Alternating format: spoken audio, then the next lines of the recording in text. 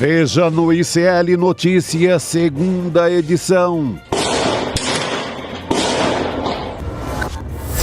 Armadilha da extrema-direita? Pablo Marçal reaparece na campanha de São Paulo, lança desafio de sabatina para candidatos. O desafio é o seguinte: sabatinar Ricardo Nunes e Guilherme Boulos. Nunes nega e Guilherme Boulos aceita. Segundo turno na reta final. As últimas pesquisas na capital paulista, Belo Horizonte e Fortaleza. E em Cuiabá, o apoio de um magnata do agronegócio ao candidato da esquerda. Vamos eleger o Lula! Muito obrigado! Discurso de Lula nos BRICS. Para avançar em iniciativas que são cruciais. Presidente defende taxação dos super ricos e pede negociação para acabar com guerras no Oriente Médio e Ucrânia. É fundamental resgatar nossa capacidade de trabalhar juntos. O ICL Notícias, o veículo mais confiável do Brasil, está no ar.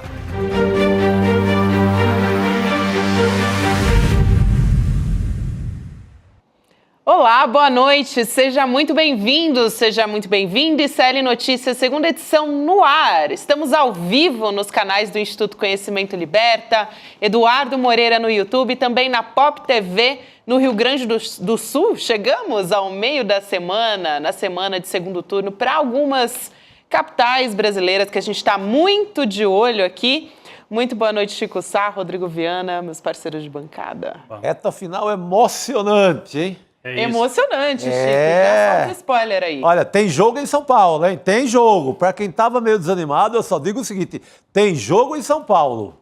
Tem jogo em São Paulo, tem jogo em Fortaleza. É verdade. Lá. Tem jogo em Cuiabá, Natal, né? Belo Horizonte Belo também, Horizonte. hein? Belo Horizonte também. Disputa Pode estar com vantagem em cima de um candidato bolsonarista, que é o Bruno Engler, candidato de Bolsonaro.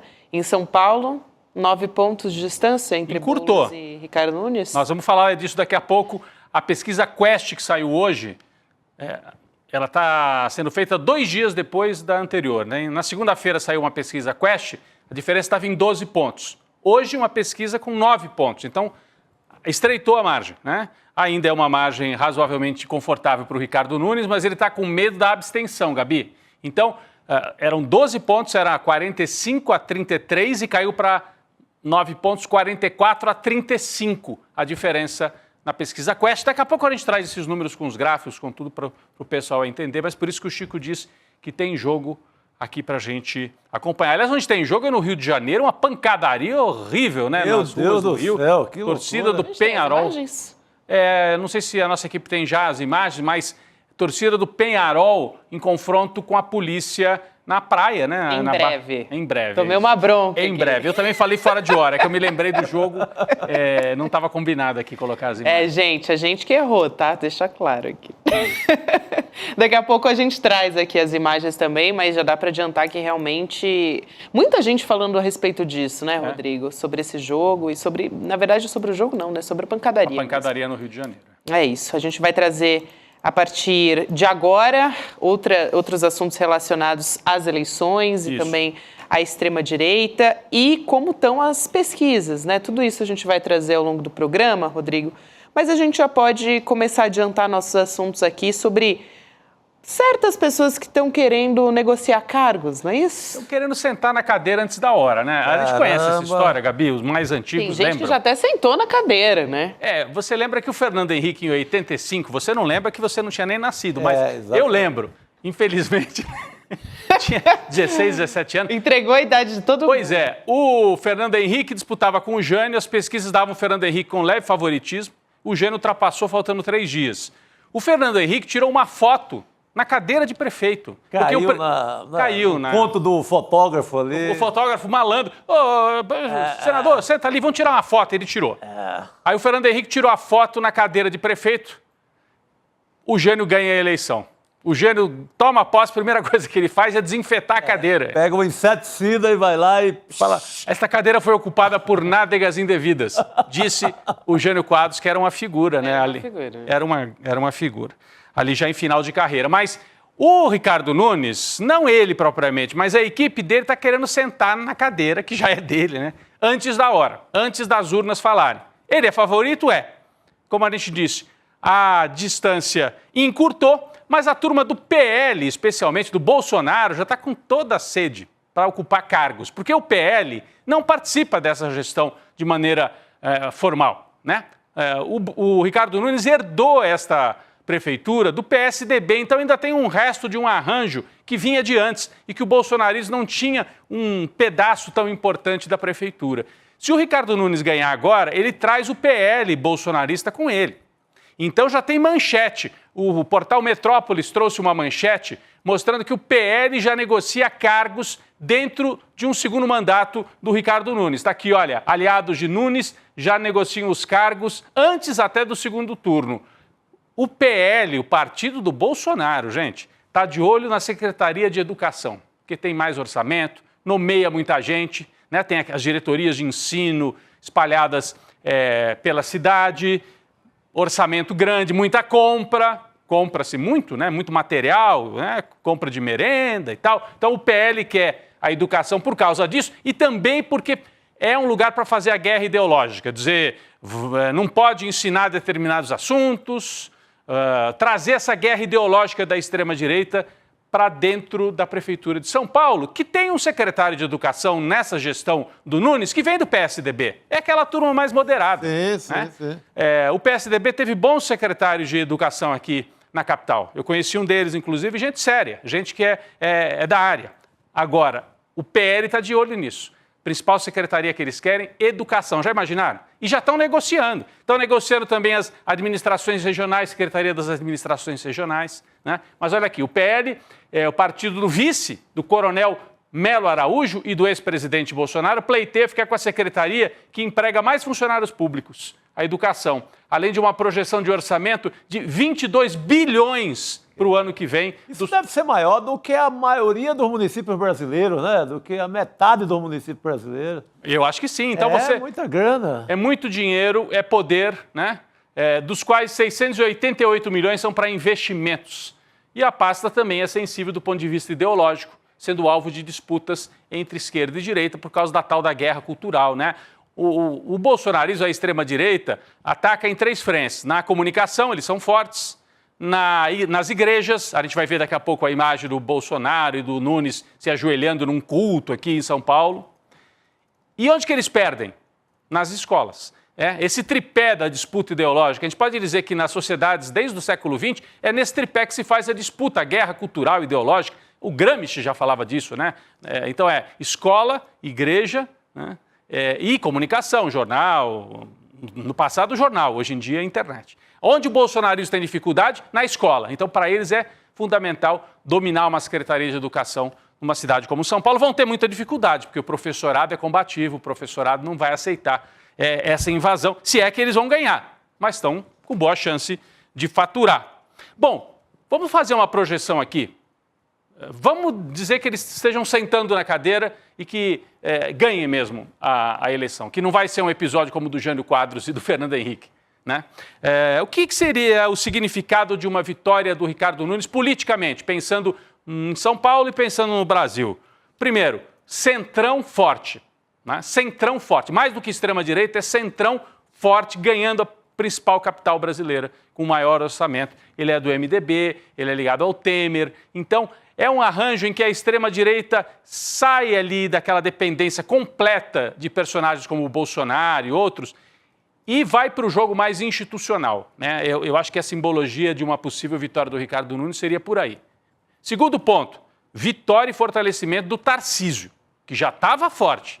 Tarcísio de Freitas já estava forte junto às elites brasileiras. A gente recebeu até outro dia aqui transcrição de um papo de banqueiro, com análise interna, um banco importantíssimo de investimentos aí. E ele dizia justamente isso, né? Chico, Gabi devem ter lido também, a gente recebeu aqui, dizendo o Tarcísio é o nome, nós queremos o Tarcísio, os banqueiros. Então ele já estava forte junto à elite, porque ele privatizou a Sabesp, porque ele tem esse jeito de fazer barulho bolsonarista, mas também entregar ou tentar entregar o que os donos do capital querem, porque o Bolsonaro faz barulho e não entregou nada, né? O Guedes foi um terror, não fez o serviço que o pessoal da Faria Lima queria. O Tarcísio já tinha essa força junto à elite. Agora ele consolida a força junto à classe política, porque se portou de maneira leal na campanha com o Ricardo Nunes. No momento que o Ricardo Nunes mais precisou, em vez dele se esconder que nem o Bolsonaro, o Tarcísio se manteve firme ali do lado do Nunes. Então ele colhe, se houver essa vitória, ele colhe fortalecimento político, né? Bom, a direita do capital, a direita, eu não estou falando da direita bolsonarista, dessa da rede social, estou falando da direita que manda mesmo, os donos do capital, né? Começa a fazer um giro e começa a perceber que talvez não precise mais de personagens como Bolsonaro e os agitadores de extrema-direita das redes sociais. Por que eu estou falando isso? O esquema implantado lá no golpe contra Dilma pelo Eduardo Cunha, em parceria com o Temer, Cunha e Temer no primeiro momento, implantam orçamento secreto, emendas impositivas, vão arrancando o poder do executivo e trazendo para o legislativo. Fortalecem com isso o Centrão. Começou com esse aqui, o que deu o golpe na Dilma. Depois do Cunha, avança para o Arthur Lira, que aprofunda e consolida esse esquema. Então, Cunha, Temer, Arthur Lira, está aqui na tela, Bolsonaro. O que esse esquema permitiu? Que se consolidasse uma direita das emendas, uma direita forte nos territórios, forte nos municípios. E isso ficou muito evidente agora nessa eleição municipal.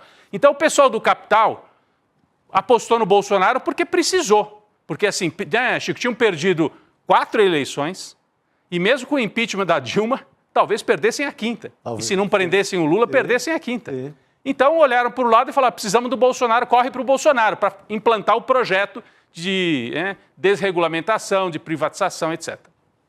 Agora, começa a ficar claro que o esquema deu certo. Então, você tem uma direita mais institucionalizada, uma direita de partido. Kassab, MDB, Temer, Tarcísio. Então, eu acho que essa eleição marca esta mudança. Não é que o bolsonarismo desaparece, ele continua existindo, ele é um pedaço ainda dessa direita, mas, no meu entendimento, há uma passagem aí de bastão, total, de uma direita histriônica, da bagunça, da rede social, para uma direita institucional, partidária, com dinheiro, com máquina. Só não sei se eles têm um nome forte para concorrer à presidência.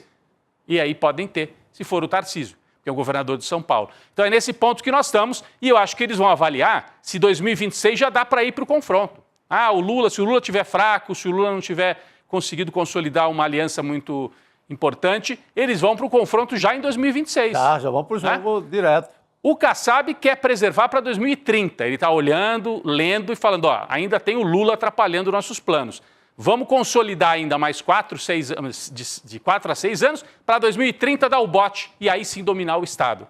Eu acho que o projeto do Kassab é esse. Mas, dependendo do que acontecer, eles adiantam para 2026 com o Tarcísio. É isso que a gente observa nesta eleição municipal. Se o Ricardo Nunes ganhar em São Paulo, lá em Belém do Pará, o candidato do MDB também deve ganhar. Em Porto Alegre, candidato do MDB. Então é o Centrão no segundo turno também super fortalecido. Não é o bolsonarismo, nem o lulismo, nem a esquerda que vai sair forte. É cada vez mais esse centro, essa direita mais institucionalizada. E do lado de cá, do lado do setor democrático, o que a gente pode observar?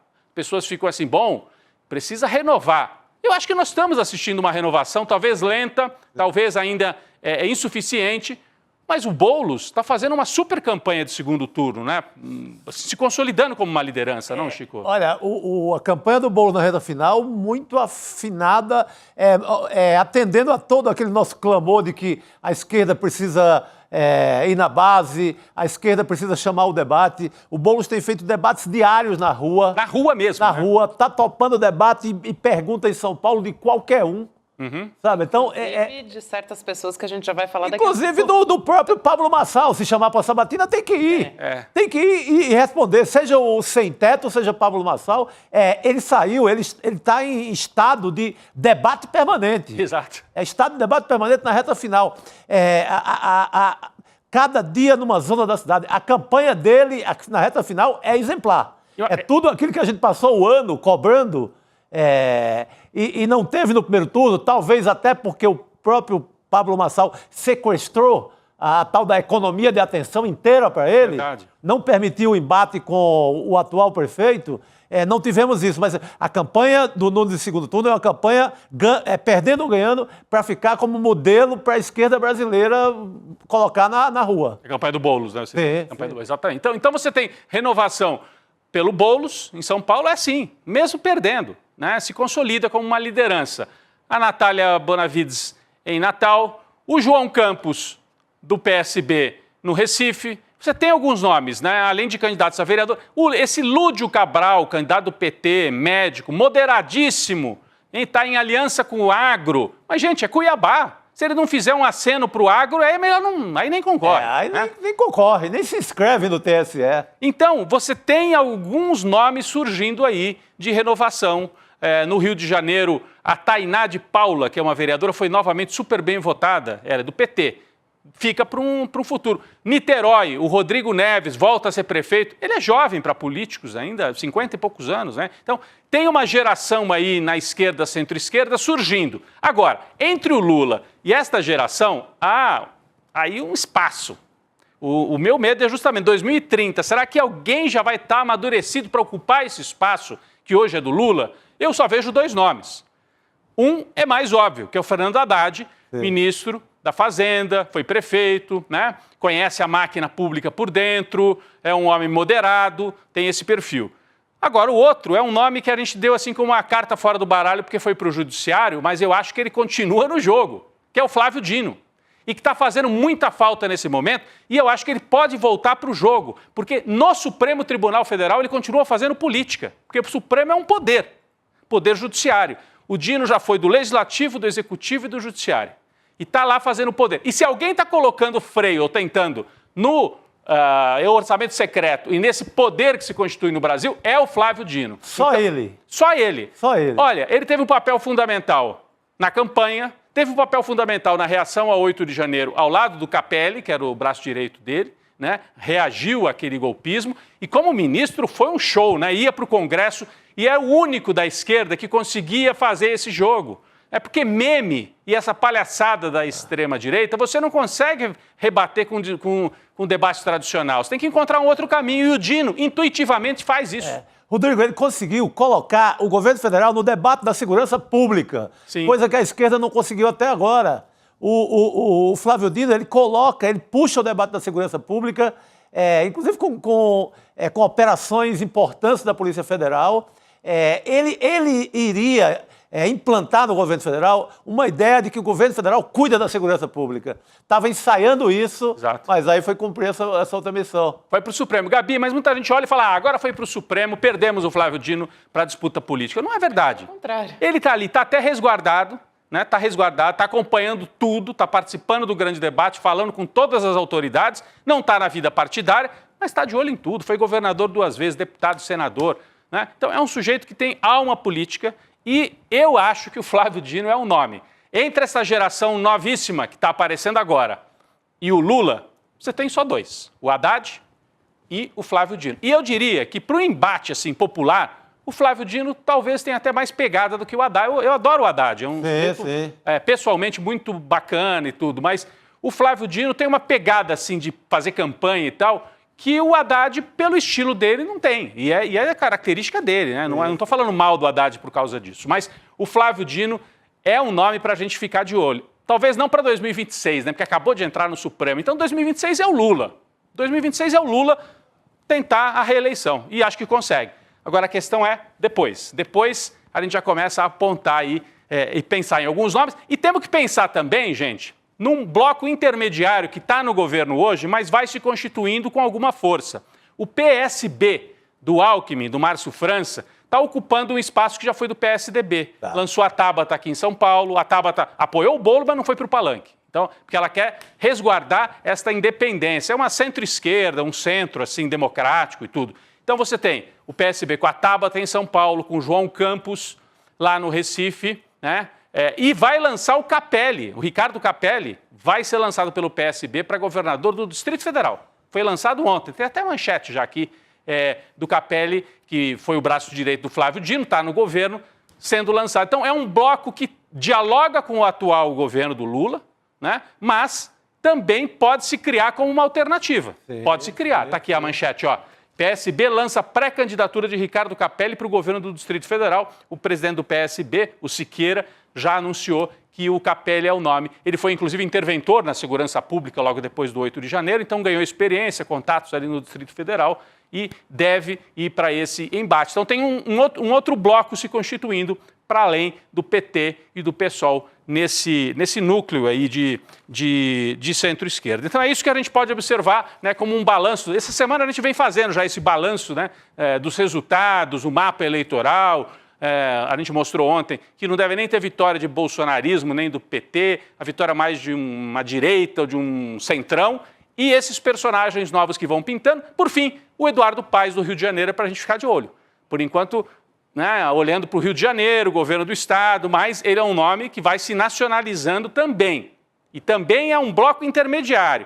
Se o PSB é um centro, com um olharzinho assim mais para a esquerda, o Eduardo Paes é um centro que dialoga mais com a direita, mas é centro e está no campo do Lula, né? Foi comemorar a vitória dele com o Lula, não foi comemorar com o Bolsonaro, porque o pessoal fala, o Paes não é vitória do Lula, o Paes é vitória do Paes, é verdade, mas ele ganha e vai comemorar com o Lula. Então ele se coloca no campo de centro, mas dialogando com a esquerda também. Então é uma alternativa e é um nome, passa por ele a construção de uma frente para 2026, para a reeleição do Lula, sem dúvida nenhuma. Muito bem, garoto. Rodrigo, mudando um pouquinho a pauta aqui, acho que vale a pena fazer o registro que em São Paulo está chovendo e muita gente está mandando mensagem já dizendo que acabou a luz em alguns lugares, tá? Já pensou se acaba a luz no dia da eleição? Olha, mas acabou a luz ontem também. Também. Assim, 11 mil lares, 11 mil casas de ontem para hoje com uma chuva... assim, não foi uma tempestade. Então não hoje precisa. Também ainda não é uma tempestade. Não precisa. É porque tá. E hoje eu vi no noticiário, inclusive no noticiário da Globo, ganhando uma proporção infinitamente maior do que estava, a ideia é que a prefeitura tem falhado na poda das árvores. Populares falando mesmo assim, dona de casa, dona de pequeno comércio, que perdeu tudo de ontem para hoje em São Paulo. Não caindo mais naquele conto que é só a Enel que é culpada. A prefeitura também. Gente mostrando o documento de, olha a primeira vez que eu chamei a prefeitura para podar a árvore. De um ano passado ainda. Então, esse debate o Ricardo Nunes, ele ganha essa narrativa, como chamam hoje, no primeiro momento, jogando a culpa para a Enel, porque a Enel virou meio a Geni, ligada na tomada ali, né? Não, sem nem tomada. Virou meio a Geni ali naquele momento do apagão, mas a população começa a perceber o tamanho da culpa da prefeitura nessa história. Sabe? A escuridão pode ser debatida desse ponto de vista, da prefeitura culpada pela queda da árvore que cai no fio, que acaba gerando o apagão da cidade. Eu até, quem estiver aqui nos acompanhando, que puder mandar aqui mensagem confirmando onde está sem luz, eu, pelo que já vi, aqui recebi informação de que em algumas regiões aqui de São Paulo, a gente não tem luz, então na Moca, eu já recebi essa informação, Perdizes e também na Lapa, registros de lugares que acabou a luz completamente. Bairros relativamente Pinheiros centrais. deu uma oscilada também, alguns outros lugares da Moca, então a gente está tendo informação a respeito disso. Eu me lembro quando eu comecei no jornalismo, essa coisa da chuva, faltar luz, era só naquelas águas de março, né? Fevereiro, março, que era quando chovia. Você ficava de plantão já com a sua galocha e a sua capa ali na redação, porque ia ter enchente em São Paulo, né? Chovia forte, era chuva de verão. Agora, isso perdeu esse padrão, né? O ano passado já tivemos vendaval e falta de luz no final do ano, em novembro. Agora de novo, em outubro. Então, não se preparou. A Enel não se preparou e a Prefeitura de São Paulo. A gente tem também a informação, né, que o Haddad tinha um plano para enterrar a fiação em São Paulo. Claro, isso demoraria anos, é um projeto para muitos anos, porque olha a rede de São Paulo. Só que foi bloqueado. Né? O pessoal não quer enterrar os fios. Não, deixa aí, vamos gastar com outras coisas. E era numa hora de antipetismo brabo em São Paulo, né? A justiça bloqueou. Então já a justiça já tirou. O Haddad tentou retomar também. Agora, eu aproveito, esse é um dos assuntos que, assim, nesse segundo turno foi o assunto do segundo turno em São Paulo, né? Então, hoje saiu mais uma pesquisa Quest para o segundo turno, acho que vale a pena a gente trazer agora. A gente vai trazendo aqui as informações sobre as chuvas, conforme forem mandando também. Tem gente aqui já mandando mensagem no chat, dizendo, olha... sou Uber, estou passando aqui por algumas regiões e já estou vendo que realmente tem chuva que está ficando bastante forte. Então, as pessoas já ficam preocupadas, né?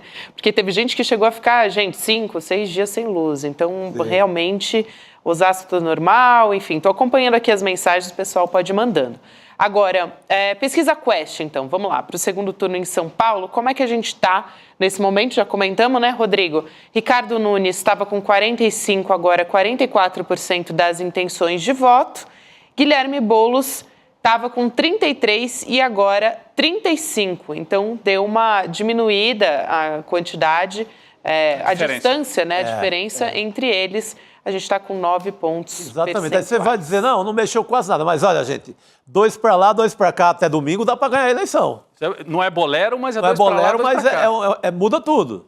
2% hoje, 2% amanhã, 2% sexta, sábado, dá para virar fácil. Eu acho, então, não é... Chico e Rodrigo, não sei se vocês concordam, mas eu acho que a resposta pode estar nas abstenções, né? Porque a maioria, a Quest até falou sobre isso, que a maioria dos eleitores já está decidida e não vai mudar de voto. 80% está decidido, 20% ainda pode mudar. 83%, tanto de Ricardo Nunes quanto do Guilherme Boulos, só 17% dos entrevistados, segundo a Quest, admitiram a possibilidade de mudar de voto.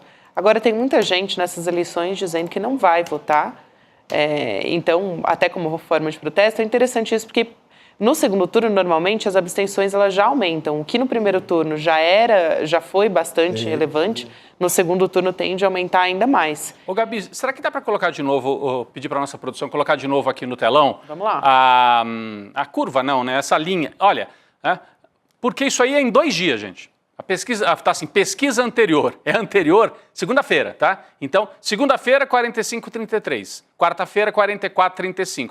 Pode ter sido uma oscilação só na margem de erro? Pode, mas é improvável. É improvável. E o tracking da campanha do Boulos já tinha avisado que no tracking também tinha dado essa encurtada. Não é que o Boulos estava assim, vai passar. Não, encurtou. Exatamente o movimento que a gente viu no tracking da campanha do Boulos, a Quest captou. Então eu acho que está havendo esse movimento. Pode ter a ver com o desgaste do Ricardo Nunes, por essas questões aí do apagão, etc., falta de luz, e também agora o Bolsonaro se aproximou dele, vai gerar mais reação. Gente que vai, não vou votar nesse cara, bolsonarismo aqui em São Paulo, não quero. Então, eu acho que a Gabi tem toda a razão, a chave da eleição está na abstenção. Se aumentar muito a abstenção do lado do Ricardo Nunes, que é o que pode acontecer. E ele já se diz preocupado, está preocupado com as isso. abstenções. Ele sabe que é ali que esse é um ponto perto. Importantíssimo. Eu acho que essa presença pesada do Bolsonaro em São Paulo nessa reta final, isso me lembra muito aquela camiseta Bolsodória. Só que agora é Bolsonunes. Eu acho que foi uma jogada um tanto quanto arriscada. Eles estão, acho que, analisaram, tem uma diferença de 12, 13, dá para arriscar, mesmo que ele perca um pouquinho.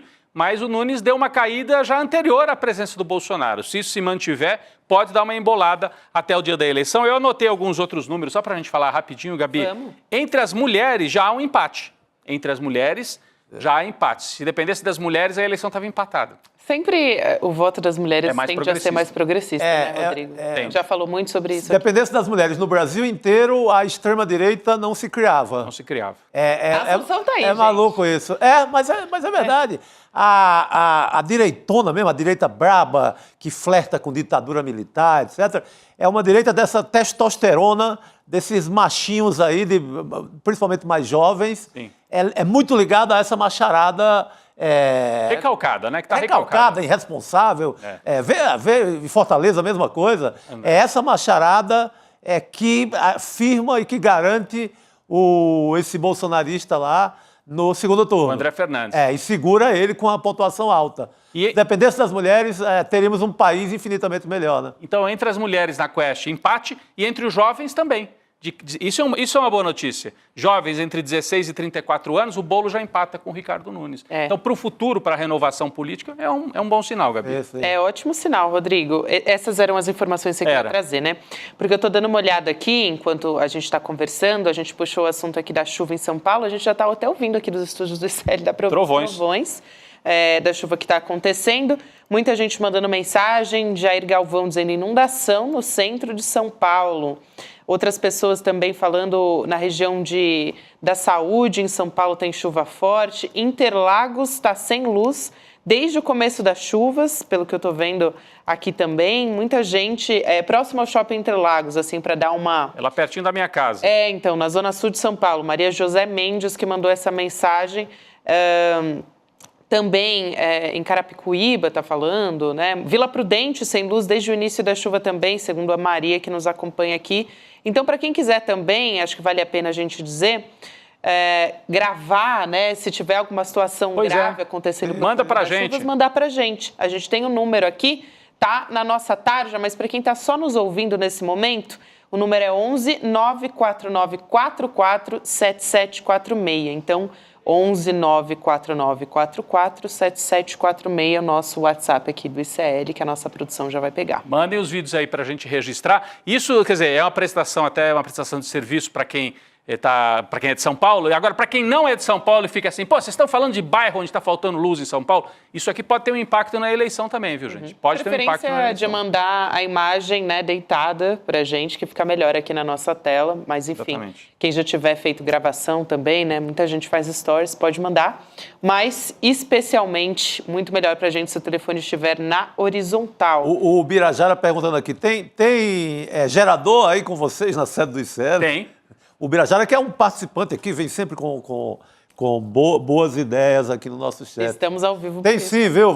Seguiremos no ar. Seguiremos. A Zona Leste que tá... Eu tenho recebido muitas mensagens aqui, viu, Chico e Rodrigo, das regiões da Zona Leste sem luz. Eu falei da Vila Prudente, da Moca, Belenzinho também.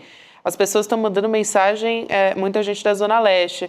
Também Sapopemba, Vila Industrial, chuva forte, enfim. O pessoal da Zona Leste está, assim, passando por mais um aperto, porque já ficou sem luz já por algum tempo. Esse assunto, ganhe quem ganhar, ele é fundamental na vida de São Paulo a partir... já era para ter sido resolvido há tempo, né? Porque fica nessa novela. É culpa da prefeitura, é culpa da Enel. As duas têm culpa, isso é real, porque quando você... ver uma comerciante da periferia de São Paulo, ali com o seu documento na mão, mostrando que chamou a prefeitura para podar a árvore há séculos e ela não chegou, é culpa da prefeitura, é culpa do prefeito, sim. E óbvio da Enel, que ninguém nem se fala. A Enel bote culpa nisso. É isso. A gente estava falando aqui sobre os dados sobre campanha também, eleitores decididos, né, Chico e Rodrigo. Informação também que a gente traz sobre... Eles estão tentando agora abocanhar, vamos dizer, diversos tipos de eleitorado, né? Ontem o Ricardo Nunes, que é o prefeito, estava num culto evangélico no bairro da Saúde. Sabe com quem? Com o Bolsonaro, que agora entrou de vez na campanha. Ele é o mais novo paulistano. Todo dia aqui. E Tarcísio também estava com ele, mas o Tarcísio, né, já estava desde o primeiro turno. Daqui a pouco a gente vai falar mais sobre Bolsonaro na campanha do Nunes. Ontem falamos também. Vou chamar essas imagens do Ricardo Nunes no culto e, na sequência, já vou chamar a Heloísa Vilela. Olha só como eu vou dar boas-vindas para a Elô nessa noite de quarta-feira. Vamos assistir as imagens. Pai, nós te agradecemos pela vida do nosso prefeito, Ricardo Nunes, por essa entrega, por essa disposição de guerrear estas batalhas difíceis, duras. Fortalece seu servo, fortalece a sua mente, dê descanso à mente, descansa, confia. Os anjos de Deus guerreiam a nossa guerra, a nossa batalha. Elô, boa noite. Olha a cara da Heloísa. Elô, você tá no ar agora. Boa noite pra quê? Boa noite, não. Você merecia uma recepção melhor, viu, Elô? Garanto. pouquinho melhor. Eu né? mereci uma campanha de rua animada, com debate, seria mais interessante. Agora, você sabe o que eu fico olhando essas imagens, o que me chama atenção?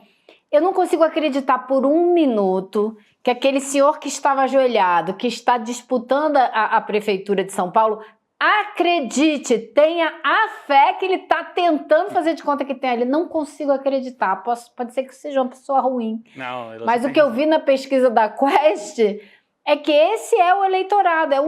As duas únicas faixas da pesquisa que mostram a grande vantagem dele são o eleitorado masculino e o eleitorado evangélico. Esses são os dois cortes onde ele se destaca, né?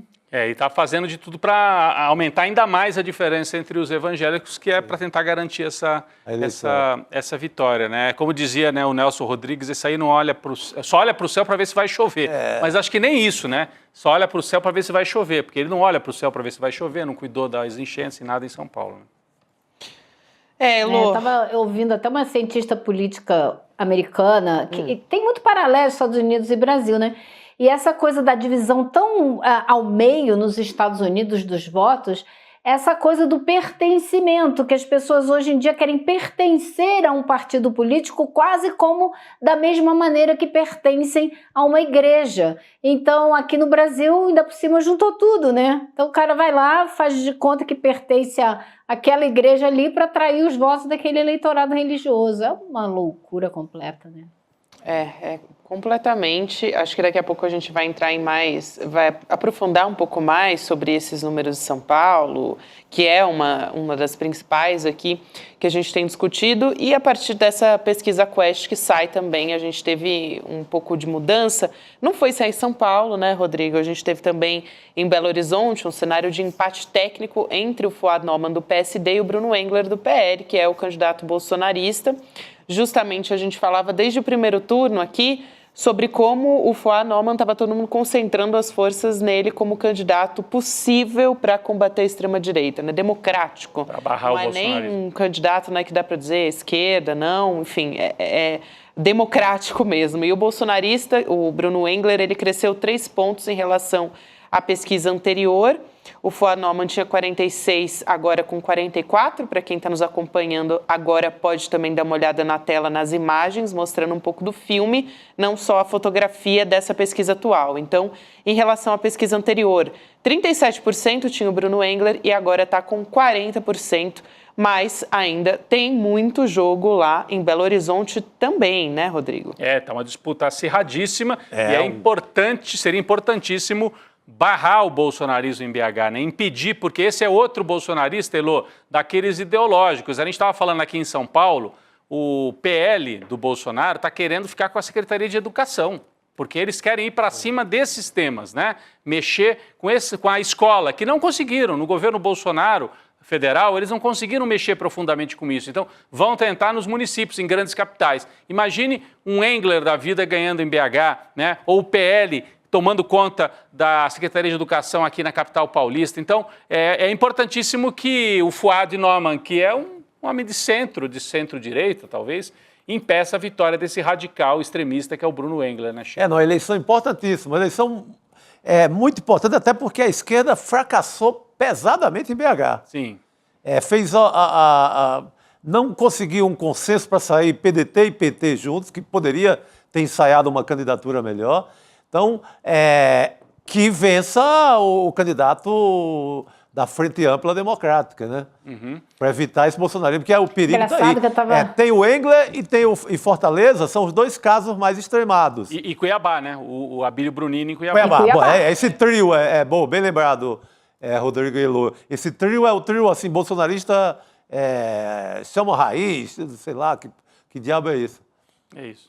Fala, Elô. Esse bolsonarismo que o Rodrigo estava chamando agora há pouco de histriônico, escandaloso, mais barulhento, né? O Brunini é um exemplo típico desse bolsonarismo. E eu estava me lembrando agora de uma conversa que eu tive no Palácio do Planalto há coisa de um mês, onde eu já ouvi exatamente isso que a gente está falando agora, que o governo do presidente Lula esperava ser competitivo e possivelmente derrotar justamente esses candidatos. Número 1, o candidato de Fortaleza, o André Fernandes. Número 2, começava a aventar a possibilidade de derrotar o Brunini em Cuiabá. E depois, número 3, achava super importante a vitória do Fuad em Belo Horizonte, que também vai caminhando. E aí surgiram com mais força nos últimos 20 dias a candidatura do Leitão e da Natália. Então, assim, esse número que o Planalto apresentava vai se confirmando. É isso também, voltando a falar um pouco de São Paulo, sobre os dados, né, Rodrigo? Um dos pontos-chave, a gente já testou aqui o Pablo Marçal, vamos entrar também em outra questão aqui relacionada a um debate que ele chamou nas redes sociais, mas levando em consideração os dados da Quest, né? Essa maioria de 79%, segundo a pesquisa Quest, de quem votou em Pablo Marçal, que ficou em terceiro lugar, não foi para o segundo turno por muito pouco, ali no primeiro turno ele ficou empatado tecnicamente com o Boulos e com o Nunes. Essas pessoas que votaram no Marçal, elas iriam agora para o Nunes, segundo a Quest. E aí, o Pablo Marçal, ele voltou nas redes sociais agora, para querer, né, chamar atenção mais uma vez. Ele que já estava ali um pouco esquecido porque não está no segundo turno e tal. Ele foi nas redes sociais desafiar o Nunes e o Boulos para uma sabatina. O Nunes recusou, mas o Boulos aceitou. Então, vamos ver o que disse o Marçal no vídeo. A gente já volta a se falar sobre isso. Vamos ver. Fala Brasil, fala São Paulo. Eu tenho um desafio aqui. O desafio é o seguinte: sabatinar Ricardo Nunes e Guilherme Boulos. Eu quero saber se você concorda com isso e já está lançado, e a imprensa aí, se possível, avisa eles aí, manda mensagem para eles. Fala, Brasil! E aí o Boulos respondeu nessa postagem, ele diz o seguinte, o Boulos: eu topo, nunca fugi de dialogar com ninguém. Será que o prefeito Ricardo Nunes topa ou vai fugir? Agora, eu acho que eu tô mais, assim, pelos debates que a gente teve, né, nos bastidores aqui, eu acho que eu tô mais pra Elô, de que eu acho que não é uma boa ideia essa história, mas enfim. Do Boulos ir debater com aqui, né? Em alguns, acho que todas.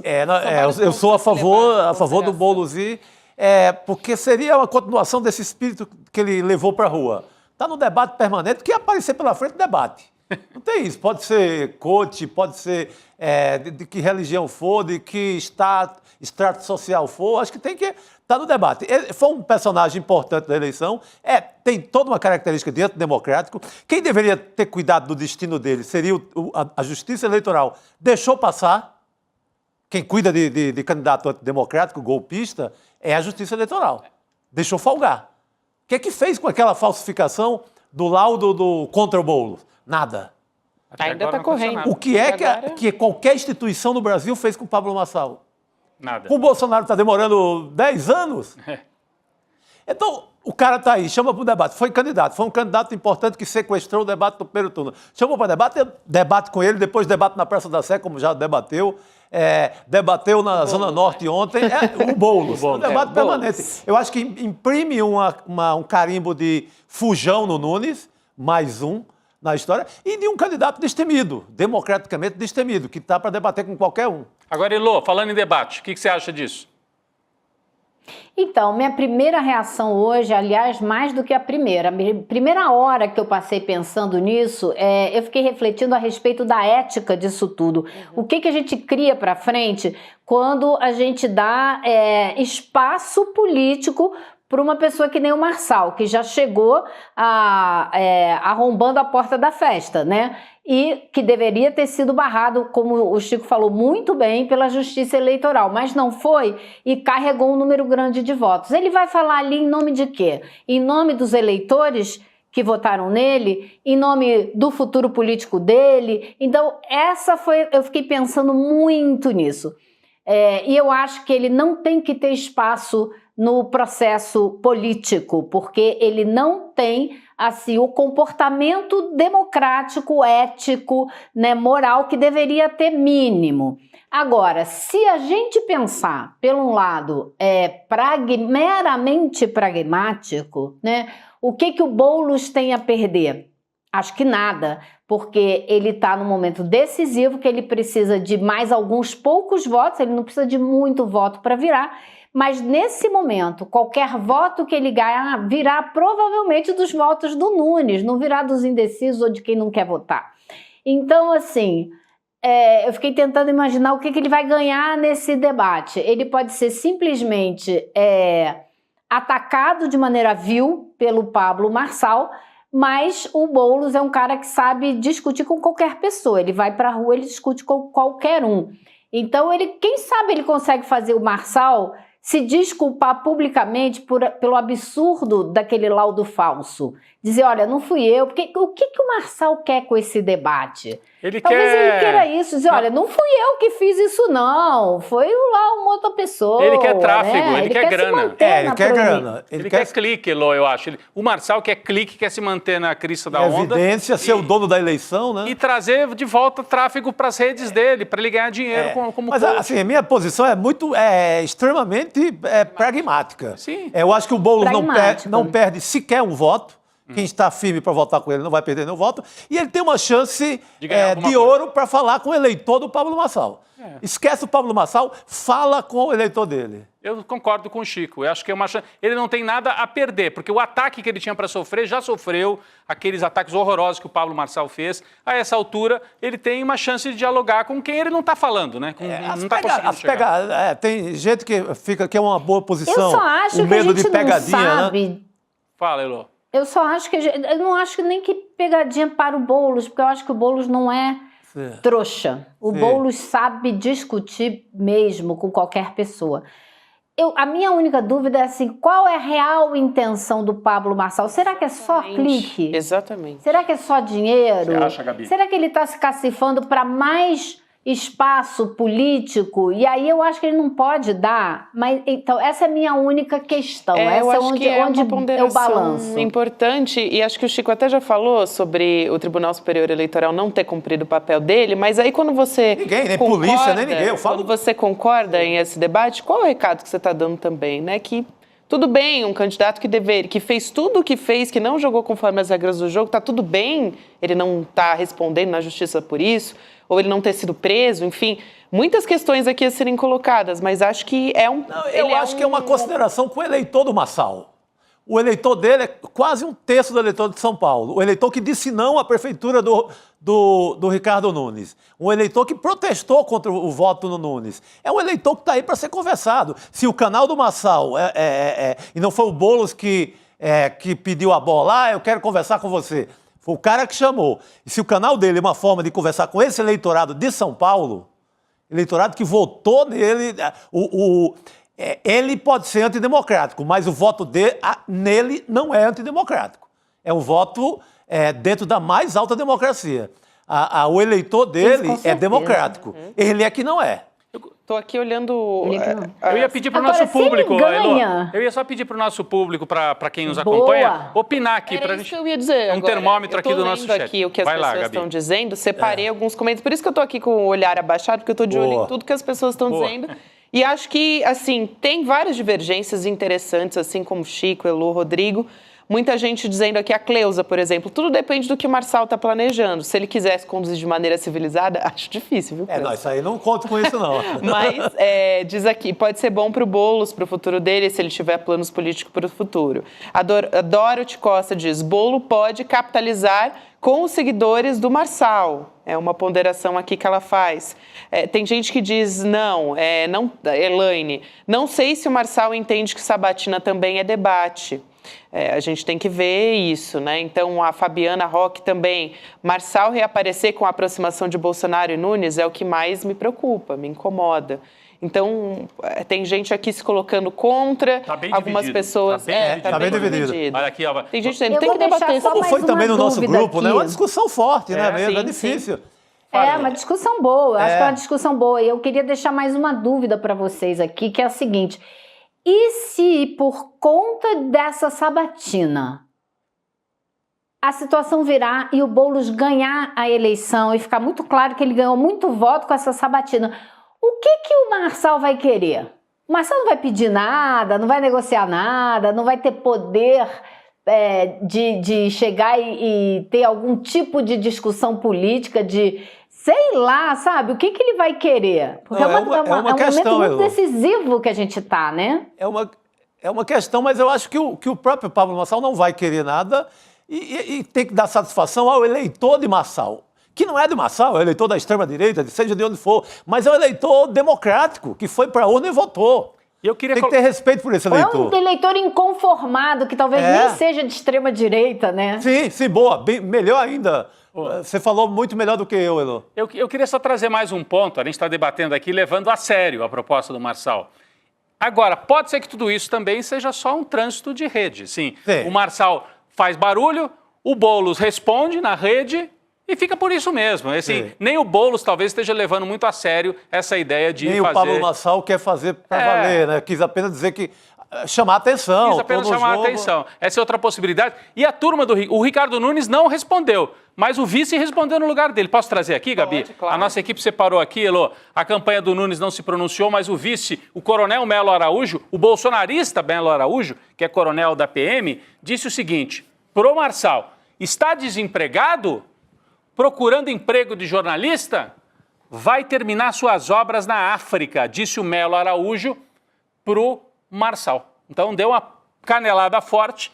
Por que é obras na África? Porque é referência a um projeto de construção de casas populares em Angola que o Marçal cita com frequência com um exemplo da sua atuação a favor de habitação. De 300 residências prometidas, só 42 foram entregues, né? Mas também esse coronel, olha a pinta esse cara que pode ser o vice de São Paulo, hein, gente? Olha o perigo de trazer o bolsonarismo para dentro da capital paulista. Vai ter um vice coronel que faz arminha e que, enfim, é um sujeito que fez declarações já horrorosas, dizendo que polícia tem que tratar diferente quem está nos Jardins e quem está na periferia de São Paulo. É esse cara que pode ser o vice aqui em São Paulo, Gabi. É uma imposição do Bolsonaro, esse candidato a vice, né? Sim. E foi justamente um ponto essencial de um vídeo de campanha do Boulos essa semana, justamente pegando essa fala dele e levando para as pessoas da periferia responderem, né?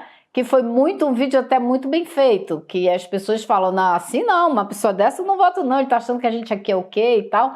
Então, as pessoas, os populares respondendo, que aliás é outro ponto muito bom da campanha do Boulos, né? Ele fez um outro com motoristas de aplicativo, também muito bom, porque ele tem uma proposta concreta, né, para esse pessoal com essas zonas de descanso, onde eles podem parar, descansar, carregar seus aparelhos celulares e enfim. Então, também é outro vídeo que saiu aí que é muito bom nessa reta final de campanha.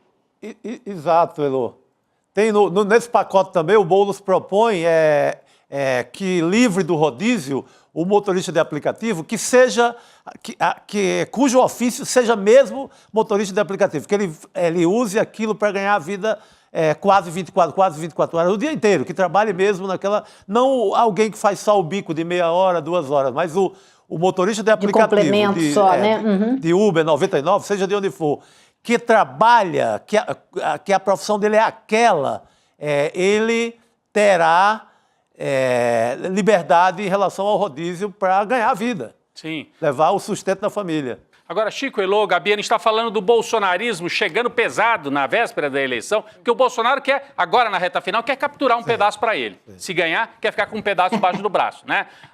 Ontem, na coletiva, porque o Bolsonaro participou daquele almoço, churrascaria e tal, depois entrevista coletiva, e o Bolsonaro, Heloísa, voltou a atacar as urnas eleitorais. Disse, 2022 eu ganhei no Nordeste, é porque houve manipulação das urnas. Falou isso na coletiva. A repórter da Folha de São Paulo, que estava lá, muito esperta, no bom sentido, na hora que o Bolsonaro falou isso, virou o microfone para o Ricardo Nunes e falou, o senhor concorda com isso?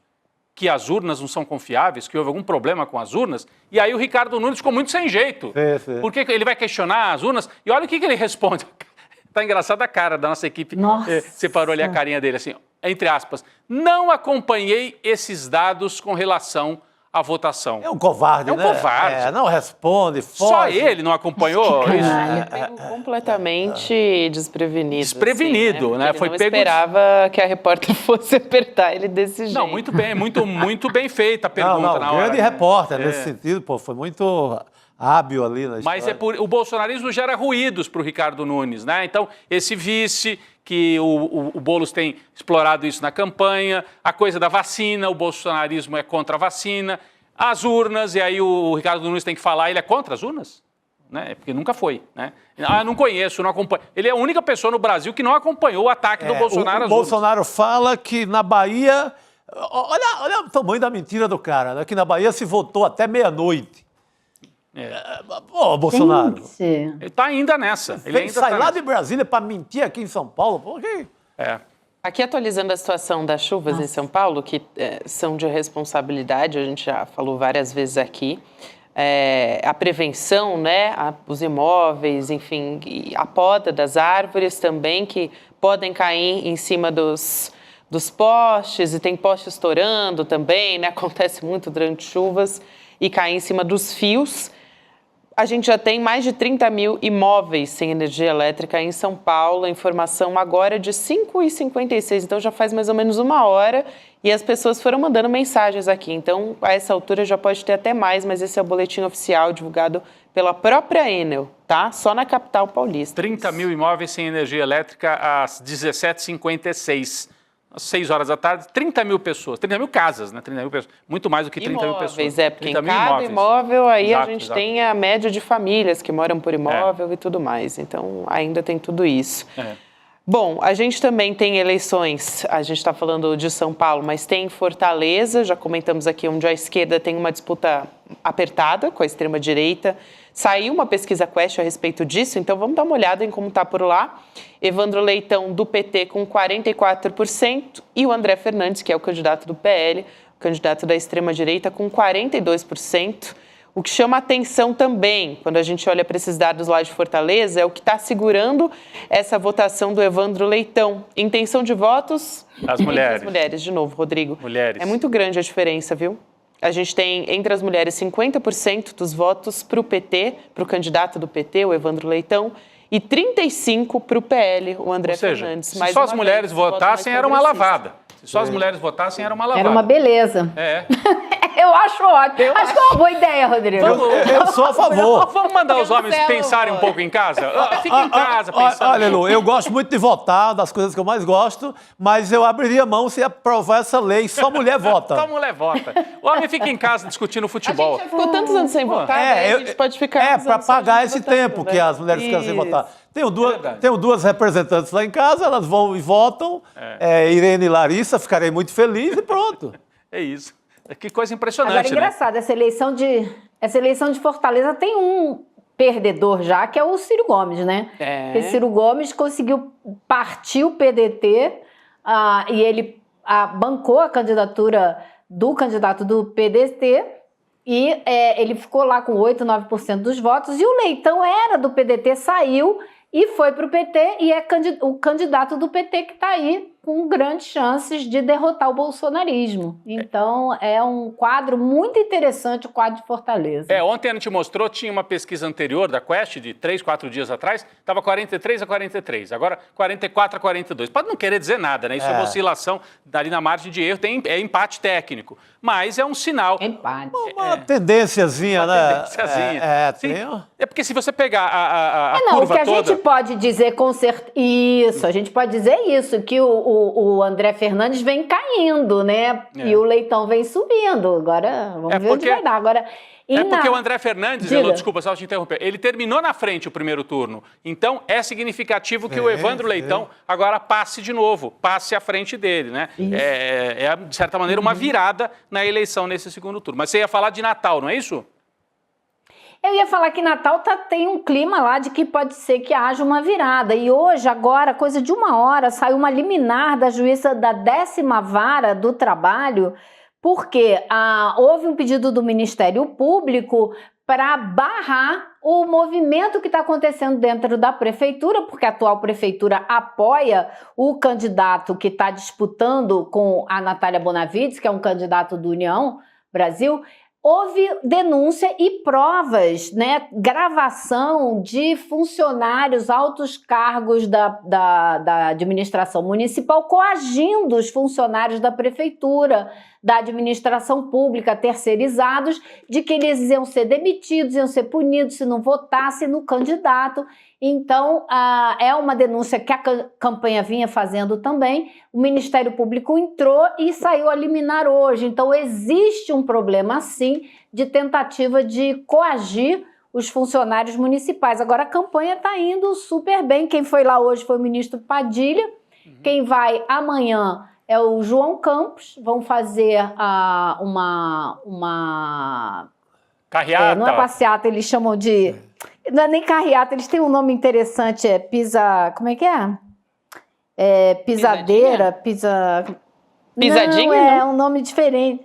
Não, é um nome diferente que eles dão, eu anotei aqui, agora esqueci. Piseira. É uma piseiro. É uma festa de campanha ali, que sai um arrastão na rua de vermelho. Um mar vermelho ali. Vamos fazer com o João Campos amanhã por lá. Natal, né? Eles estão animados. O João Campos já Campos é famoso pelo piseiro no TikTok, gente. Ele dança o piseiro. É o piseiro do João Campos. O João Campos passou por Fortaleza e fez sucesso em Fortaleza. O João Campos, que foi reeleito no Recife. Teve papel importante em Fortaleza e agora vai para Natal, é o que a gente estava dizendo. Ele está virando um personagem de toda a política do Nordeste, do lado progressista. Aliás, em Fortaleza ele fez um belo discurso que ele lembrou a origem dele cearense, porque a raiz é do Ceará. A raiz é do Cariri, lá da minha região, né? Então ele lembrou ali para o povo do Ceará que, olha, aqui está um meio pernambucano, meio cearense. Que ótimo. Tem uma situação também curiosa, Elô, lá em Cuiabá, né? Porque é o seguinte, para a gente lembrar de Cuiabá, o Abílio Brunini está na frente com 52,6%, isso de acordo com a pesquisa Atlas Intel, que é a mais recente que a gente tem, analisando a situação ali de Cuiabá. O Abílio Brunini, vocês sabem, é aquele deputado que fica sempre tumultuando. Que Elô dá o azar de sempre Elô tá lá nas comissões na hora que ele está aprontando. Extrema-direita ali. É aquele bolsonarismo histriônico, escandaloso. Perfeito, e tal, que a gente estava falando hoje mais cedo, né? É exatamente isso, Elô. E aí ele está disputando com um candidato do PT que tem 45,7% dos votos, que é o Lúdio Cabral. Então, essa é a situação que a gente tem lá em Cuiabá.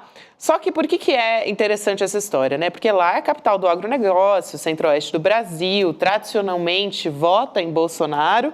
Só que o candidato do PT, ele tem o apoio de um magnata do agro, né? Então, é um dos homens mais ricos do Brasil, que é o Elusmar Mag Scheffer, sócio do Grupo Bom Futuro e primo também do Blairo Mad, lembra? O ex-governador. Tem uma fotografia dele na campanha do PT.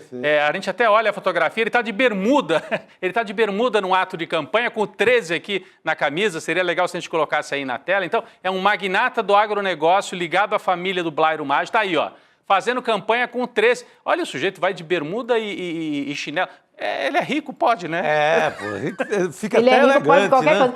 Mas essa foto aí eu achei interessante, porque essa foto foi feita no sábado, no dia que o vice-presidente Alckmin, também ministro, né, esteve lá fazendo campanha. Então ele foi para o palanque lá junto com o Alckmin, fazer campanha com 13 no peito. E ele sempre diz que o PT é o partido que faz pelo agro, que arruma financiamento a juro baixo, com prazos longos, para construção de estruturas que são necessárias para o agro. E ele repete isso para quem quiser ouvir, está fazendo campanha firme. Tem até vídeo, para o candidato do PT.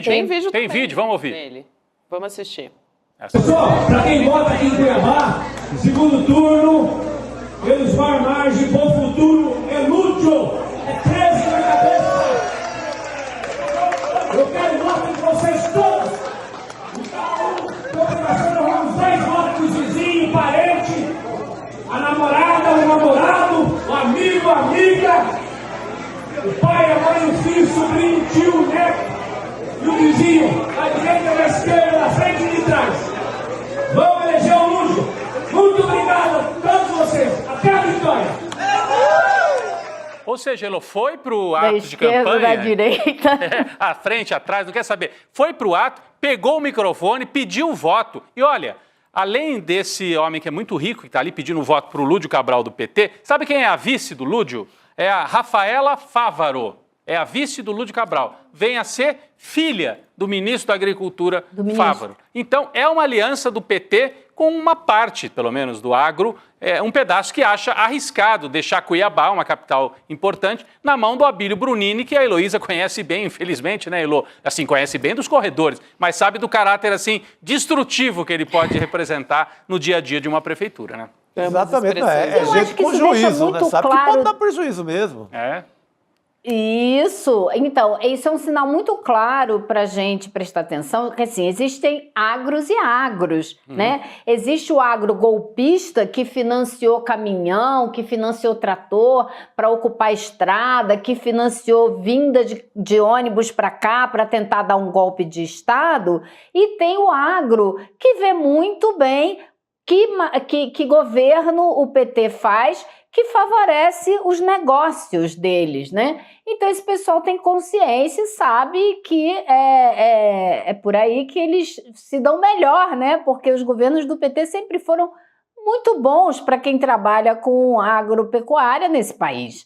Não tem como não dizer isso, né? Então existem agros e agros, né? É isso, Elô. Obrigada por hoje. Valeu, querida. A gente se vê em breve. Obrigado, Heloísa. Boa noite, Tomara Elô. que não falte luz demais aí, né? Opa, não, estamos aqui prevenidos. Trovões, todo mundo aqui Vamos pensando, ver será onde que tem o luz? Boulos está hoje, né? Ele deve estar vendo aí o que está acontecendo. É isso. Já tem que carregar amanhã, o celular pessoal. aqui no ICL, entendeu? Deixar tudo preparado, porque nunca faltar luz sabe, em né, casa, Rodrigo? né? Ainda mais, eu já falei uns bairros aqui, tem uns bairros aqui que o pessoal já ficou preocupado, né, da equipe. Ai, meu Deus, putz, eu moro nesse bairro, né? Será? Bom, vamos seguir aqui conversando a respeito de eleições ainda, a gente vai falar sobre isso. Daqui a pouquinho a gente vai falar sobre a cúpula do BRICS também, Rodrigo, mas antes... O Lula falou, né? Gravou o um vídeo Lula falou, importantíssimo. sim. Fique aí que nós vamos mostrar e vamos comentar. Ele não foi, né, porque foi lá em Kazan, mas ele gravou um vídeo, falou sobre diversos assuntos, assim, um vídeo longo, né? Tem tempo específico nessas cúpulas internacionais, acho que de uns 7, 8 minutos. Daqui a pouco a gente vai falar sobre os principais temas que ele tratou. Mas antes eu queria lembrar aqui ao pessoal, já comentei aqui algumas vezes, que a gente está indicado ao Prêmio Reclame Aqui, viu, gente? Na categoria de melhor atendimento. Então, lembrar a nossa comunidade ICL de votar, para quem ainda não votou, em icl.com.br/prêmio Reclame Aqui. Então, esse é o link para quem ainda não acessou, para poder votar. Essa votação é importante para a gente, porque simboliza um reconhecimento, confiança do consumidor no ICL e também você que é parte da nossa comunidade, né? A gente oferece, melhor dizendo, conforme o reconhecimento aqui da gente está no Reclame Aqui, melhor atendimento, rápido, humanizado. A nossa equipe sempre conversa, responde, manda DM lá nas nossas redes sociais, o pessoal sempre responde, dá o direcionamento. Então, não é só para ajudar alunos e alunas, mas também a nossa audiência que comenta aqui no chat, que manda mensagem, que procura a nossa equipe falando da nossa programação. Então, o pessoal sempre responde. Então, para a gente ter esse reconhecimento, dá para entrar lá e votar na gente. Então, entre, vote icl.com.br/prêmio Reclame Aqui. É isso? Aí. É isso mesmo. Gabi, falando em responder mensagem rapidinho, o nosso Heitor de Niterói, que eu conheci num evento 2 anos atrás, eu falei na abertura aqui da eleição em Niterói, eleição importantíssima. O Rodrigo Neves, candidato do PDT, com apoio do PT, é favorito e enfrenta um bolsonarista, daqueles assim, desses bolsonaristas raiz. E deve ganhar o Rodrigo. Eu falei, é uma liderança jovem, mais ou menos jovem, está acima dos 50. E o Heitor escreve, não, ele nem chegou aos 50. O Rodrigo Neves tem 48 anos, é uma liderança importante e tal. Então o pessoal de Niterói também, eu mando um abraço para a turma de Niterói. Mais um grande nome, né? Aí do centro para a esquerda, Sim. centro-esquerda, importante. Uma nova liderança surgindo também lá. Surgindo não, o pessoal de Niterói já conhece, mas pode se projetar mais nacionalmente, né? Excelente, Rodrigo. Muito bom. A gente continua trazendo aqui depois informações sobre eleições, mas vamos falar da cúpula do BRICS? Prometi, vamos lá, vamos nessa. Então, está em Kazan, na Rússia. O presidente Lula não foi porque teve um acidente doméstico, mas fez um vídeo. Na verdade, ele falou ao vivo, né, durante essa reunião. Ele defendeu a taxação dos mais ricos. Esse foi um dos destaques da fala do presidente Lula durante a participação dele nesse encontro. Foi uma videoconferência, então, que foi transmitida durante a cúpula do BRICS. e ele ficou em Brasília, fez essa transmissão por lá, recomendação médica por conta do acidente dele. E aí o presidente Lula falou também da importância da pressão dos países dos BRICS, né, que inclusive a gente vai poder falar a respeito disso aqui, mas que está num momento de ampliação da participação dos países. Ele falou do combate à pobreza, né, do papel dos países do BRICS no combate à pobreza, mencionou a taxação das grandes fortunas também. Então vamos trazer aqui um vídeo da fala do presidente Lula, um trechinho para a gente acompanhar. Vamos assistir. Quero agradecer o apoio que os membros do grupo têm estendido à presidência brasileira do G20. Seu respaldo foi fundamental para avançar em iniciativas que são cruciais para a redução das desigualdades, como a taxação de super-ricos. Nossos países implementaram nas últimas décadas políticas sociais exitosas que podem servir de exemplo para o resto do mundo. A Aliança Global contra a Fome e a Pobreza já está em fase avançada de adesões. Convido todos a se somar à iniciativa que nasceu no G20, mas está aberta a outros participantes. Quero chamar aqui para conversar com a gente o professor de Relações Internacionais da SPM, o Leonardo Trevisan, para falar não só a respeito da fala do presidente Lula, mas também dessas negociações todas do BRICS, quais são os principais destaques. Tem a discussão do dólar não ser a principal moeda dos países dos BRICS, tem vários assuntos que são colocados ali. Criar uma né, outra Rodrigo? forma de troca no comércio que não passe pelo dólar, né? Isso é algo central, né? As pessoas, assim, o brasileiro, a brasileira comum, às vezes não presta atenção. Ah, mas o que isso tem a ver comigo, né? Isso é uma mudança geopolítica fundamental. Porque hoje toda troca comercial, a China faz negócio com o Brasil e tem que passar pelo dólar, né? Os BRICS estão criando uma forma para você não precisar mais usar o dólar. Isso mudaria completamente o cenário econômico, não é isso? Exato. Aí, o professor já está com a gente. Professor Trevisan, boa noite. Bem-vindo ao ICL. Boa noite, Gabriela, boa noite, Rodrigo, boa noite, Chico, boa noite a todos que nos escutam. Boa noite, professor. Professor, a gente vai começar, tem vários assuntos que a gente quer abordar por aqui. Acho que um deles é a Venezuela, né? Muito tem se levantado não só na imprensa, mas também diversos especialistas em relações internacionais, falando a respeito da Venezuela ser um país, né? Fazer parte ou não dos BRICS como um desses países novos que estão entrando. O presidente Lula não falou a respeito disso, né? No discurso dele, na cúpula do BRICS. E isso, de certa forma, pode sinalizar, o Nicolás Maduro foi para Kazan, inclusive não avisou ninguém, né? Chegou lá ontem meio de surpresa, assim e tal. E ele está negociando a entrada da Venezuela no bloco econômico. O que a gente pode esperar? Ela ainda não está nessa lista de países convidados, mas ainda existe essa possibilidade, né? Não está fechada essa lista ainda. O que quer dizer essa lista? Por que seria importante para a Venezuela? Esses países não têm um poder de veto? Enfim, queria que o senhor explicasse um pouco a importância da Venezuela estar entre esses países e se o Brasil interfere ou não, né, nessa chegada da Venezuela. Olha, primeiro, né, quando a gente fala de Venezuela, a gente precisa entender qual é o quadro que a Venezuela representa hoje no contexto internacional, né? Ela tem uma posição de fortes sanções norte-americanas, mas ela tem um papel essencial porque ela é a primeira reserva de petróleo do mundo. As estimativas são absolutamente concordantes de que a Venezuela tem uma reserva maior que a da Arábia Saudita. Esse é o ponto, né? A reserva petrolífera da Venezuela interessa a muita gente, né? E um desses interessados, né, por incrível que possa parecer, é a própria Rússia. A Rússia, que também produz petróleo, tem interesse na Venezuela como uma sócia. E isso, uma sócia para conter preço de petróleo, para negociar junto com ela. Esse fato trouxe uma sensível aproximação da Rússia com a Venezuela. Outro ponto que tem bastante sensível na relação com a Venezuela, sem dúvida nenhuma, é o apoio da China. A gente esquece que durante os anos de maior tensão com a Venezuela, de sanções fortes, quem socorreu a Venezuela com fortes empréstimos internacionais foi a China. Esses dois deixaram, menos a Venezuela, numa posição de próxima dos interesses deles. Porém, né? Houve uma mudança nesse quadro, desde os acordos de Barbados. O que é isso? É uma aproximação mediada pelo Itamaraty, pelo governo brasileiro. Durante o período do Lula, a gente não pode esquecer que durante o período do Bolsonaro, o Brasil praticamente rompeu relações com a Venezuela, retirou o Bolsonaro retirou o nosso embaixador, e aí a Venezuela também fez uma medida idêntica, e é nesse quadro que é importante pensar o que aconteceu quando chegou Lula, né?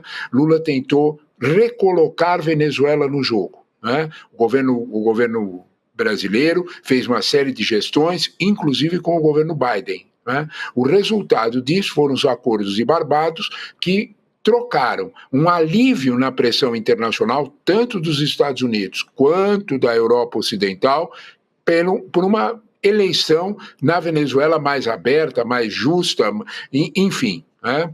O governo brasileiro, no entanto, o presidente Lula, no entanto, né? Depois de várias coisas que aconteceram na Venezuela, o presidente Lula considerou não necessário para o Brasil reconhecer a vitória do candidato do Maduro, né? Isso deixou, vamos dizer desta forma, um distanciamento diplomático entre Brasil e Venezuela.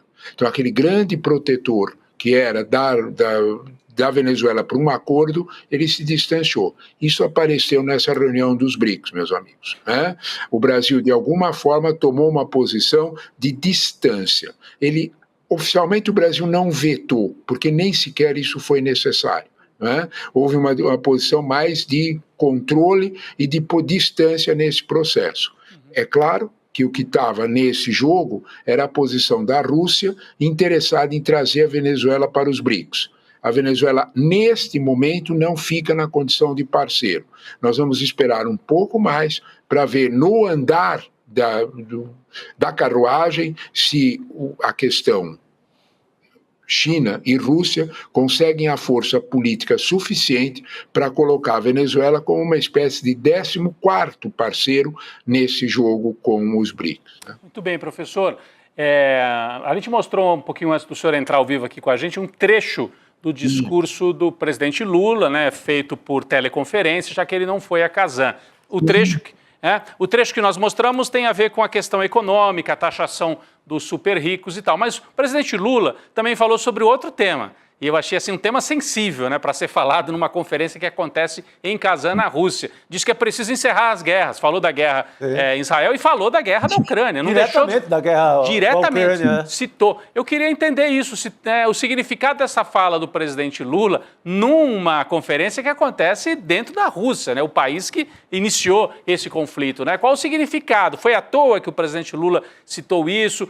O Lula está menos próximo, um pouquinho mais distante de Putin e da China do que esteve em outros momentos, nos primeiros mandatos. Como é que o senhor analisa isso?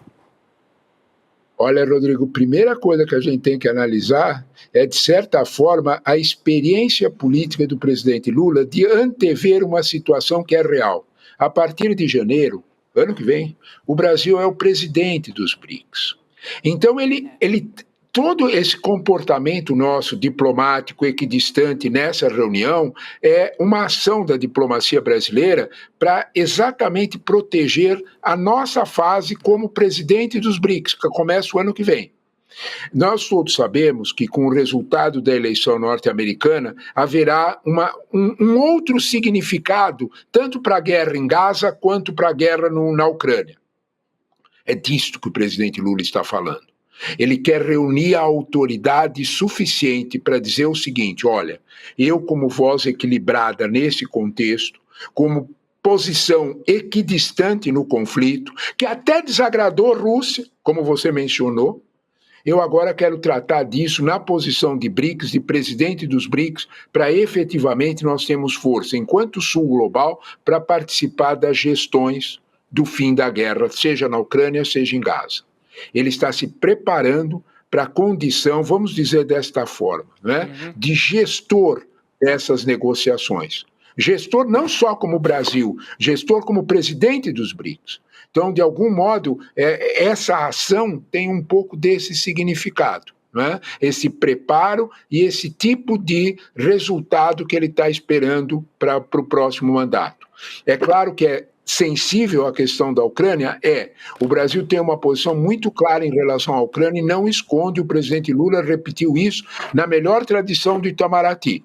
Tem que respeitar fronteiras, a posição clássica do Itamaraty, posição clássica do governo do Lula. Né? Aconteceu isso em outras guerras, em outras situações, fora desse contexto tão polarizado, e a posição do presidente Lula nos 3 mandatos é a mesma. Né? De uma certa equidistância para preservar a condição de negociador. Isso há século é a posição do Itamaraty e sempre nos demos bem nessa posição. Perfeito. Então, de alguma forma, ele está preparando esse processo. Muito bem. Bom. Professor Leonardo Trevisan, quero muito agradecer a presença do senhor aqui. Seja sempre muito bem-vindo, professor. Professor de Relações Internacionais da SPM. Um abraço, até uma próxima. Muito obrigado, professor. Obrigado. Eu é que agradeço o convite. Boa noite a todos. Boa noite. Boa noite, professor. Bastante esclarecedor. Eu achei muito boa essa fala dele, que o Lula, quer dizer, já está antecipando o que vem no próximo ano, né? 2025, né? Já são falas, né, do Brasil presidindo os BRICS, né? Essa visão de quem conhece o assunto. Chico, eu quero aqui mudar um pouquinho de assunto. Eu acho que o Chico, todos nós, na verdade, assim, temos uma relação com um escritor hoje que morreu, né? O Antônio Cícero, membro da Academia Brasileira de Letras. Mas o Chico, como nosso cronista e escritor aqui, acho que pode falar muito bem a respeito dele, né? O Antônio Cícero, é irmão da cantora Marina Lima, escreveu várias letras dela, tinha 79 anos, ele tinha Alzheimer, conheço muito bem, inclusive, o Alzheimer, né? Na minha família tive uma história assim, e ele foi submetido aqui como eutanásia, mas na verdade o termo técnico a se dizer é um suicídio assistido na Suíça, onde ele morava, né? Tem algumas questões ali que diferem, porque o suicídio assistido você pode fazer sozinho, com medicamento, enfim, é autorizado na Suíça, e ele morava lá. E aí ele deixou uma carta, né, explicando a decisão dele, Chico. Vou ler um trechinho e aí vou passar para você. Ele diz o seguinte: exceto os amigos mais íntimos como vocês, não mais reconheço muitas pessoas que encontro na rua e com as quais já convivi. Não consigo mais escrever bons poemas nem bons ensaios de filosofia. Não consigo me concentrar nem mesmo para ler, que era a coisa de que eu mais gostava no mundo. Apesar de tudo isso, ainda estou lúcido bastante para reconhecer minha terrível situação. Espero ter vivido com dignidade e espero morrer com dignidade. Eu os amo muito e lhes envio muitos beijos e abraços. Duras, né, palavras de se ler, para quem corajosas, sabe da genialidade. Corajosas. Cícero, corajosas. E uma tremenda dignidade, né? Uma decisão ali arrojada. Óbvio, deve ter conversado com os amigos. Eu dei a sorte de conviver um pouco com ele assim nos lançamentos, nas festas literárias, no tempo que eu morei no Rio de Janeiro. Era um grande cara também no contato, ajudar ali o poeta mais novo, o escritor mais novo, muito generoso o tempo inteiro, mas é uma decisão arrojada, não é decisão para qualquer um. Ele se diz também ateu, né? Por isso que ele diz a decisão talvez tenha sido sem a emoção da religião, sem o apelo religioso, mas tudo muito coragem.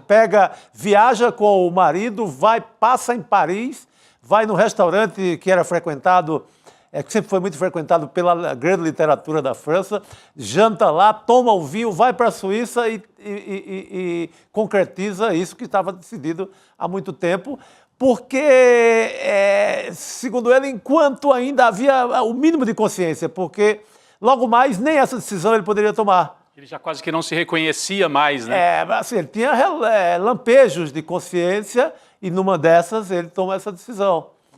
Daqui a pouco ele seria como as imagens que a gente tem do Alzheimer, né? Uma pessoa ali numa casa, sentada numa cadeira, sem consciência nenhuma do mundo.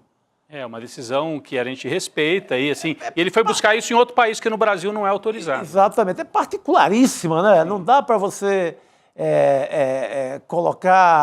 discutir uma decisão dessa com nenhum outro filtro. É isso, decidiu. Muito digno, foi buscar um país que tem essa prática como legal, que não é o caso do Brasil e outras centenas de países no mundo inteiro. Está dando muita discussão, inclusive a parte, as pessoas mais religiosas, né? Falta de fé e não sei o quê. cada um tem sua opinião, né? Mas é uma decisão, eu achei de altíssima dignidade, uma coisa bonita ao modo que ele escolheu, no modo que ele escolheu. Triste, né? Triste, Sim, mas ao mesmo sim. tempo digna e bonita. E a carta que ele deixa é emocionante.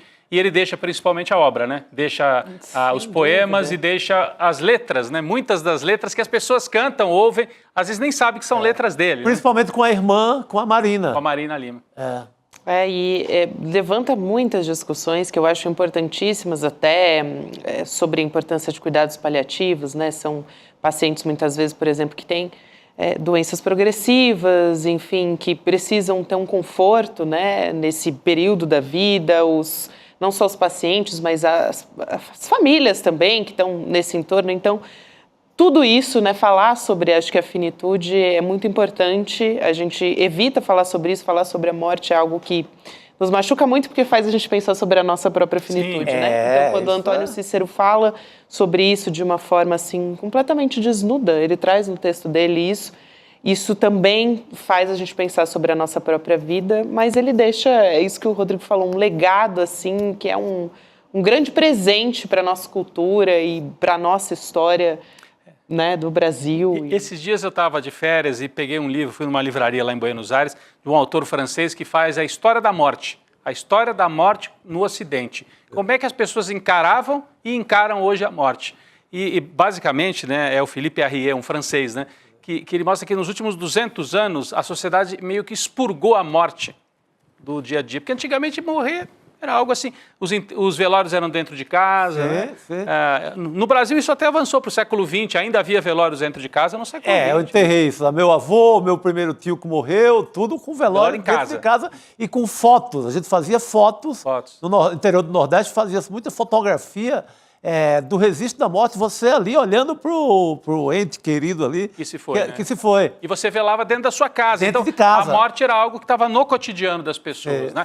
E é difícil para a gente realmente, porque a gente meio que expurgou a morte e tal. Eu não estou querendo fazer filosofia aqui em cima do caso específico do Antônio Cícero, mas me faz pensar, porque a Gabi trouxe esse... Muito bom né? esse aspecto. Como é que a gente lida com a morte e com a decisão de alguém que toma... Né, que é uma dificílima decisão de, enquanto ainda tenho consciência, vou me despedir. Eu vou tomar a decisão porque eu não quero ficar por aqui já não sendo eu mesmo, né? É claro que respeito pra caramba quem pensa ao contrário. E, não, tem que ir até o fim e deixa... Cada um é cada um. A pessoa tem que ter o direito à individualidade, não é porque ela está passando, por exemplo, por uma doença degenerativa que ela perde o direito de escolha. Então, queria até indicar, tem uma psiquiatra que foi a primeira a estudar sobre morte, Elizabeth Kubler-Ross, que assim, ela tem, para quem se interessa pelo assunto, acho que ela é uma das que... a primeira a tocar nesse assunto que é tão sensível que as pessoas evitam de falar. E deixar aqui, né, a nossa homenagem, o nosso sentimento aos familiares e a todos os brasileiros, porque é o tipo de luto que é um luto coletivo, né? Não é só o luto da família e dos amigos, mas como ele é uma pessoa, assim, que... A música está muito presente na nossa vida, né, no Brasil. Então, a música, as letras que ele escreveu estão por aí, estão com a gente. Então, ele está com a gente também. Muito bom. É isso, gente. A gente vai terminar assim hoje, né? Com o Antônio Cícero, assim, emocionante. Cícero. E a Marina Lima, sua irmã também? Você me abre os seus braços e a gente faz um país. faz um país, né, é demais, né? Pô, é lindo demais. Essa é dele. Essa é dele. Então, é dele essa letra. Lindo. A gente vai também... Esses versos dizem tudo, é isso aí. É isso. Eu tenho que falar também de Pepe Mujica, bom, porque também é uma pessoa...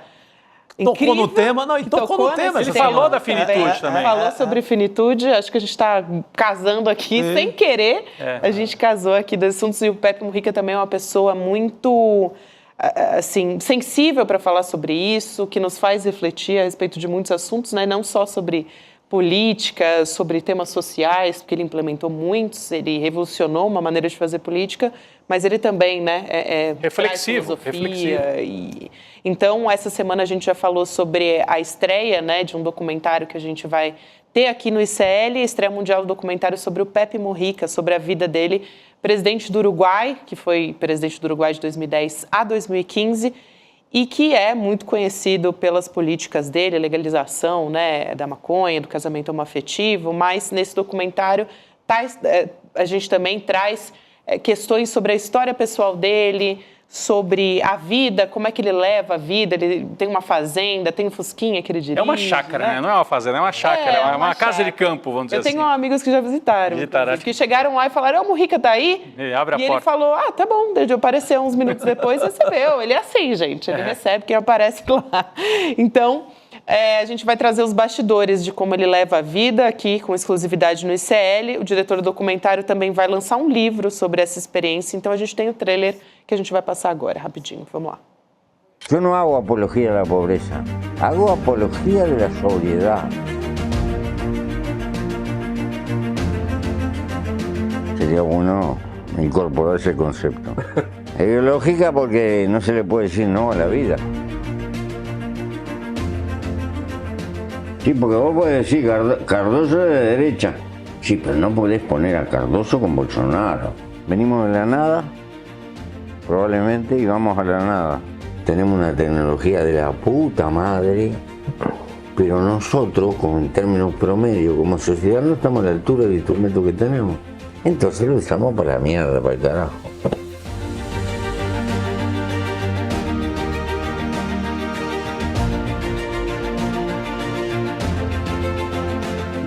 Cosas, y vos decís, ¿cómo llegué? ¿Tenés esperança en la humanidad?